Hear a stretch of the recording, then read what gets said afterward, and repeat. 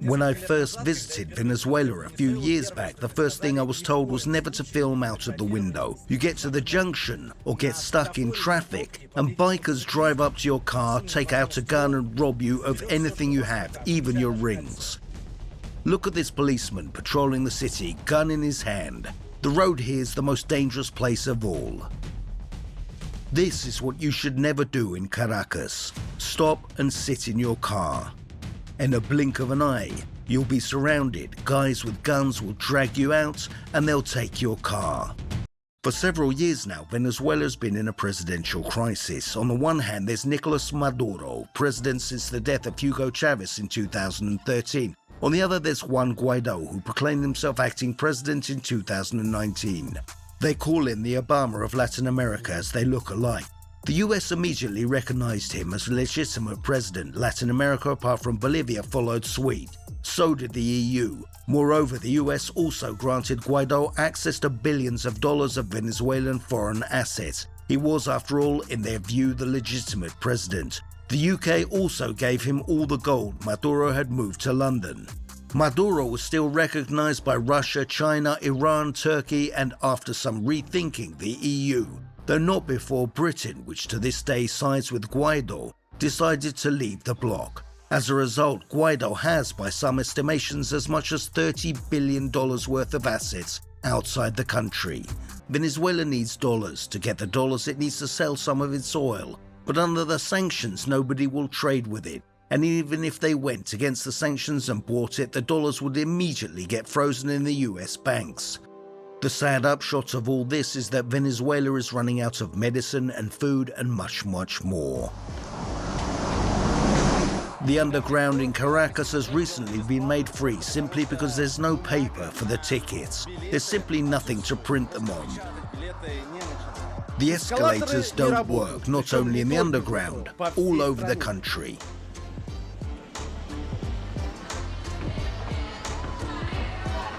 It almost seems like the escalators here are just for decoration. None of them work. The underground in Caracas is fairly new though. The trains are really modern, even the AC's working. They're quiet both in terms of noise and in terms of people. That isn't that surprising. The French built this system and these trains. Paris famously has one of the most advanced underground systems in the world. There's even a line with driverless trains. But in the last year, the Caracas Underground has become a mess. More than half the trains are out of order, the waits are terrible, and at the weekends, stations are closed altogether. Filth, stench, and of course, crime.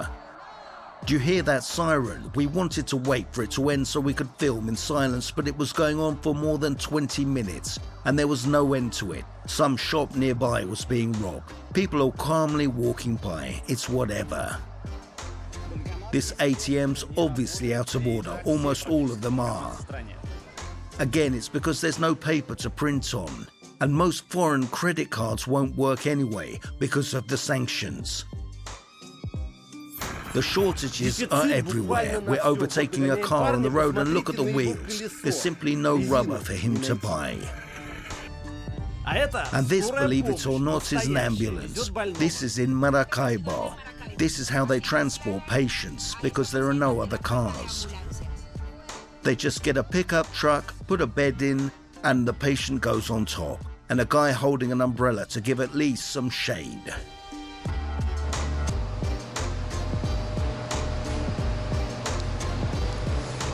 Here's a pharmacy. The shelves are almost empty. We can see that there's hardly anything, just some detergents. Of the medicines on the shelves, almost all are just alcohol-based liquids for disinfecting wounds. There are solitary bottles of water on the counters, some juice. Look, the shampoos are spread out so that they cover the shelf at least a bit.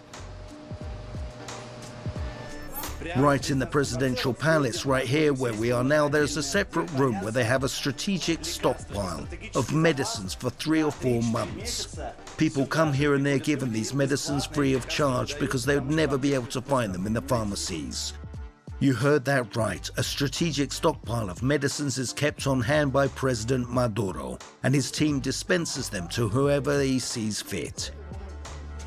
Imagine queuing for drugs at the Kremlin or at the White House in Washington, D.C., or queuing at Buckingham Palace for Her Majesty's antibiotics. This is madness. Look, senor, I need medication. I've been waiting for 6 months to get it, but they won't give it to me. It's been 3 months since I gave all the paperwork for the medication, but it's still not coming. And now, my friends, some real stuff. Really brutal stuff about these sanctions. When the US froze Venezuela's money, they were, of course, trying to punish Maduro, the evil regime, and so on. This is who they really punished. This little girl is a few months old. She needs vitamins for her heart to live. But no vitamins can be brought into the country. We've recently been to the cardiologist and he tells us that we still have some time, about a year, while her heart is working. This girl has a broken leg and needs an operation, but they can't do the operation because all the necessary equipment is embargoed. We need medication as soon as possible so she can recover quickly. She has a very complicated condition. Go on, smile for me. The little girl's 2 years old. Sanctions, there we are.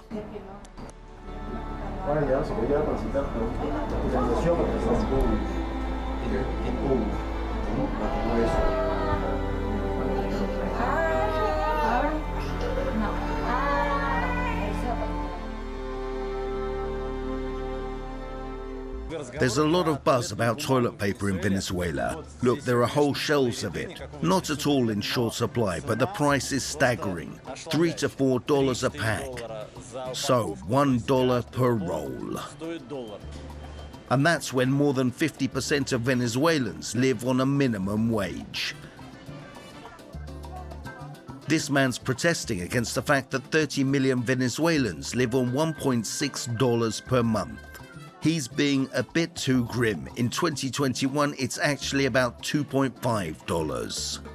Monthly wages here look something like this. Junior civil servant up to $10, nurse about $5, physician in a public hospital up to $25, about the same as a school teacher. A salesperson earns much better because they work for the private sector.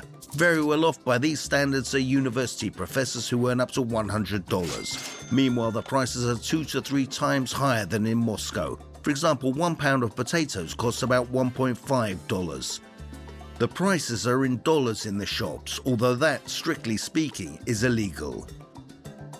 This is the alcohol section, no price tags here. It's because these drinks are foreign goods, so they're valued in dollars or euros, and as the rates change all the time, they decided not to bother putting on tags, which would have had to be changed the next day anyway, so you just grab the bottle and ask at the counter. There are no price tags here either. There used to be, but it's been taken off because it's a foreign good from Italy. So it's in euros and the price changes all the time. At the checkout, curiously enough, they ask for your passport number, but you can just say any 7 digits, they don't really care. Foreign currency payments in the shops are a total mess. We want to pay for our food, so we give the girl $11. But she then counts the sum again. No idea why, but they always make the conversions twice, and for some reason, it's always different. So it appears we're a few cents short. Okay then, I give her an extra $1 and tell her to keep the change. But look what she does. She gives the $1 back, and then when she can't find the money on her, she borrows a few bolivars from a colleague to make up for our deficit. Damn. The girl passed up on a whole $1, maybe as much as a week's worth of pay, and paid for us. But this is Venezuelans for you. They'll rob you blind and then turn the corner and give it all to a stranger in need. By the way, the only place in Venezuela where they refused our American dollars was, funnily enough, at the American McDonald's. Do you take dollars? No. Besides, here it's not fast food at all. There's just one guy in the kitchen and nothing's pre-cooked, so you sometimes have to wait 15 to 20 minutes for your meal. This definitely doesn't look like a normal McDonald's. Look, this is supposed to be a Big Mac. But it's visibly like 2 times smaller than usual. Seems like it does have some sort of meat inside, but it's, well, paper thin. And this is something like a quarter pounder with cheese. But inside, only a piece of meat and some onion. Just onion and meat. Signs like these, "No arms allowed inside," are seen in many places here, in restaurants and in malls. But no one pays too much attention. Venezuela has a different kind of fast food. These are the most popular flatbreads in the country. This is real Venezuelan cuisine. It's called arepa. There's meat and avocado, and it's all rolled inside a flatbread. It's really very tasty. With the prices constantly changing, restaurants now have these beautiful special menus. Instead of prices, there are item codes here. Added to it is a simple, freshly printed sheet with this day's pricing. Easy to see, the price tag's been reapplied over the previous one. It used to be a different price, but then the price changed, and they simply put another sticker on top of it. Venezuela has had 6,000% inflation. The value of the national currency is not simply falling, it's crashing. What it means in practice is that in 2012, $1 was equivalent to this 2 Bolivar banknote. In 2019, $1 was valued at 20,000 Bolivar, 10,000 times more. After that, these banknotes were recalled and the currency was redenominated, so the dollar was again worth 2 Bolivars. But these were the new Bolivars. However, by the end of the year, the currency had again fallen to the rate of 20,000 Bolivars per dollar.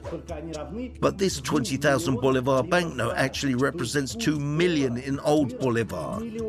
But even that's not the end of it. In a year, the dollar was worth 4.5 million Bolivar, which translates to 45 billion in old Bolivar. In other words, in 1 decade, the Venezuelan currency has collapsed by a factor of 22 billion. Imagine that, simply staggering. By the way, the government's recently again removed the zeros at the end.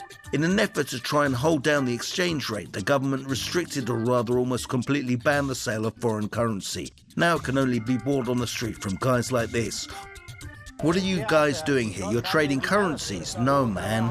18 months ago, you could have faced jail time for something like this, and you still can. But they mostly let it slide now. It's common knowledge that petrol in Venezuela is practically free. This is how much they charge for 95. So 1 US gallon costs about 8 cents. Some people, if there's no petrol man around when they fill up, just throw the money in here. Let's see. 10 bolivars, another tenner, enough to get a full tank, but so little that no one ever steals it. But there are also these signs everywhere. Sale of fuel in jerry cans, bottles, etc. is prohibited. The problem's quite simple. There's a lot of petrol in Caracas and it's very cheap. But outside Caracas, there's practically no petrol at all. A gallon costs about $4, and that's if you can get it, which isn't easy at all. In short, petrol's dirt cheap in Caracas, but outside the capital, there's almost none. And even in Caracas, it's now just your first 40 gallons this month that costs 8 cents each. Beyond that, a gallon's $2. The queues for fuel are not hours, they're days long. These people even came with their own bedding. Many of them sleep in the shade by their cars. We've been here since 4 a.m. It's now 10, so I've been here for 6 hours now. And still no progress. No, none. What progress? Nobody's getting filled up. This is a bus queue and it's just getting bigger by the second. It's going to be several blocks long.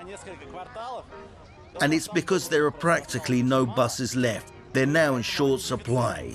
You won't find available bus routes on this stop. The routes change all the time. You have to ask this guy. He's in charge here because on his slip of paper he has the latest timetable. He's also the one who usually collects the fares. Many drivers and conductors these days refuse to carry any money on board. Small wonder. This is what a typical city bus looks like. Very old, of course. Looks a bit like our Paz buses. No AC inside, so it's boiling here, especially considering they cram the place to the brim. The fare in Caracas is 800 bolivars, about 4 cents. Even that's not the worst option. Here's a Venezuelan-style minibus, an old pickup truck loaded with as many people as it can possibly carry. Hopefully it gets you there in the end, but at least it's 3 times cheaper, so everyone's happy. The guys in this tipper truck are packed like sardines. These people trucks unload their cargo at bus stops. I kept expecting to see the back lifted and people dumped like sand, but no. Still, even these trucks are beyond some people's means, so many just have to walk. It's awful, just awful. Our entire oil infrastructure is ruined. Our oil refining is ruined. We had the biggest refinery in the world. It used to serve all our needs. It's come to the point where the world's richest oil country has started importing oil from Iran. These are the employees of the local oil company cheering the first arriving tanker. And it's not just oil refining that has collapsed.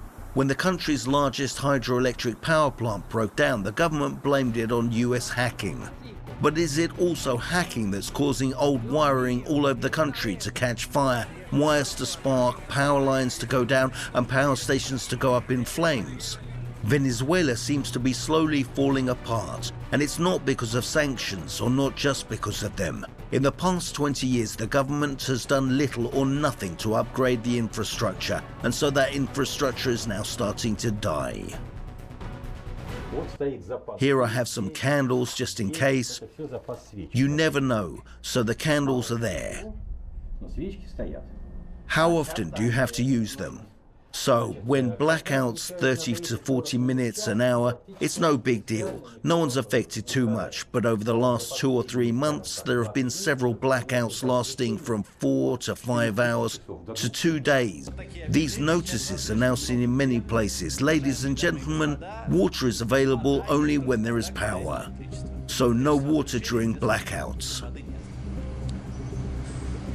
If anything does come out of the tap, it's just a small trickle. Because there's no water, there are actual water trucks going around the city. Trucks like these that pump water into houses. But that's just for the rich. Most people get their water from ditches or straight from the drain pipe by the roadside.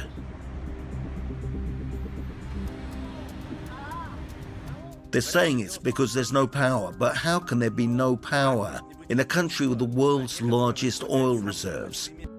And this is a rubbish truck arriving at the dump.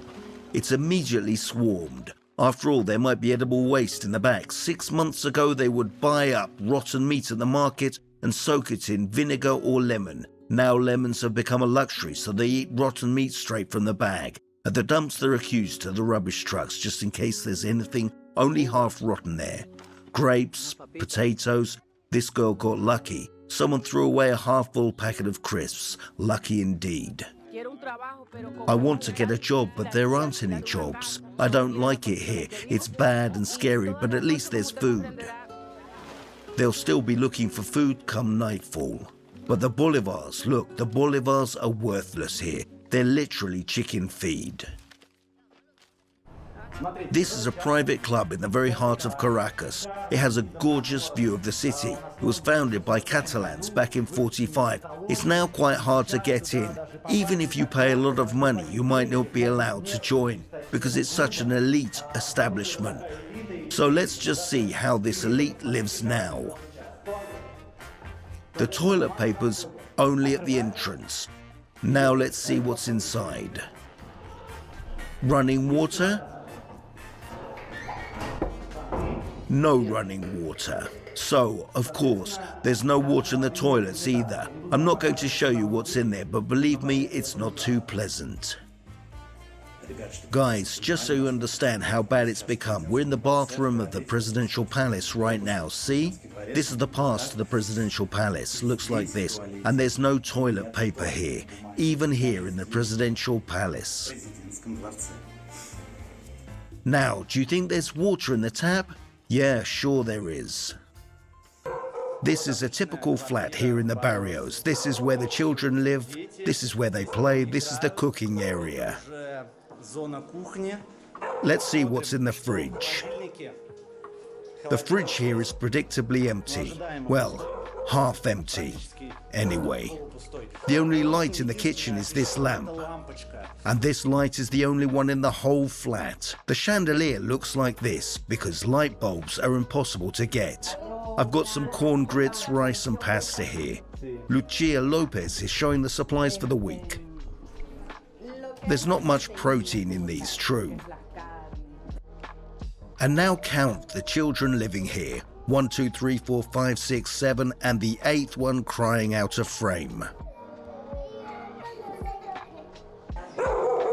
The dog barking is the downstairs neighbors, and above this aluminium roof live other people, another family.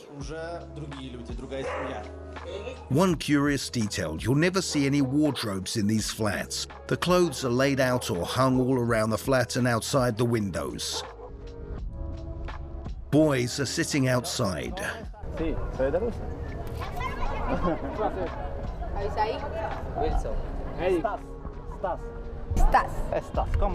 They're eating ice cream. Look, it's in plastic bags. It's made with the simplest ingredients. Water poured into a plastic bag with milk powder, cocoa and sugar, and then a couple of hours in the freezer. No one here has the money for a proper ice cream, of course. And the biscuits in the boys' laps are just corn flour with cocoa and sugar, not even baked. But this could well be all they have for lunch. By now you may be thinking that life in the slums is at rock bottom, but it's not. People move to the barrios for a better life, because the villages they were born in look like this. Houses made of hay and clay, no light at all, and bananas for breakfast, lunch and dinner. State price regulation has ruined agriculture. In a country where you can collect 3 harvests a year, there's now a famine. At least in the barrios there is light, although not always. Some sanitation and water, schools for the children, and most importantly, food. Hugo Chavez started handing out food parcels and introduced free lunches. This is the kind of meal every barrio resident in Caracas can get for free. It is, in fact, one of the only ways people survive here. Today there's pasta, some mushy beans, and a slightly suspicious-looking chicken. Still, it's actually not that bad. But today, even these public canteens are slowly running out of food.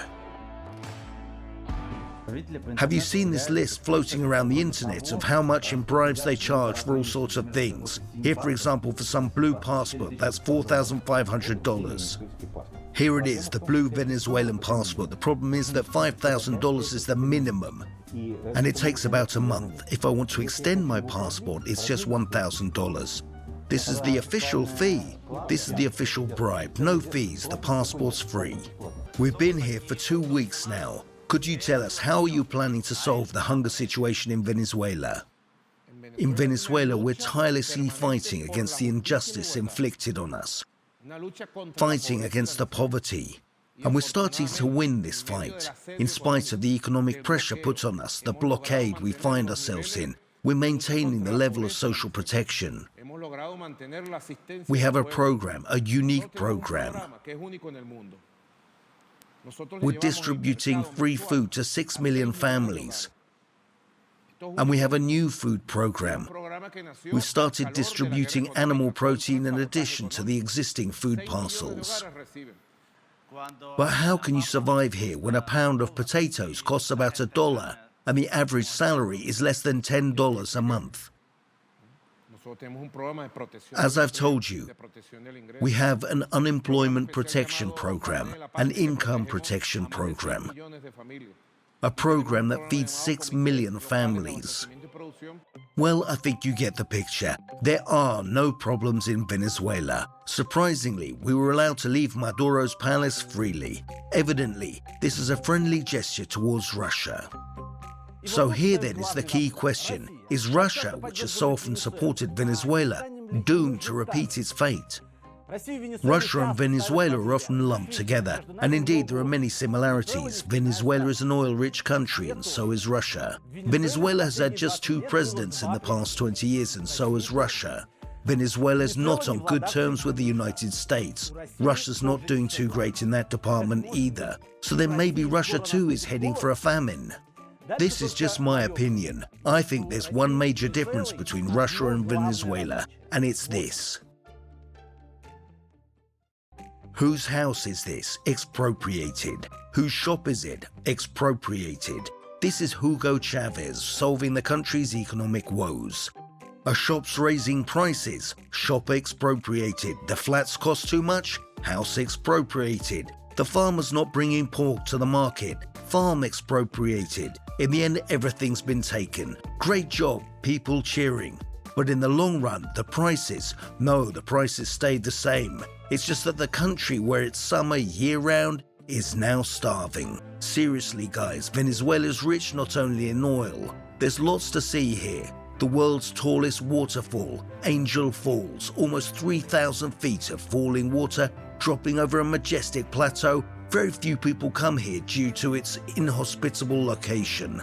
The beaches, smooth sandy transitions between the islands. The best ever fishing on the Orinoco River next to the sand dunes.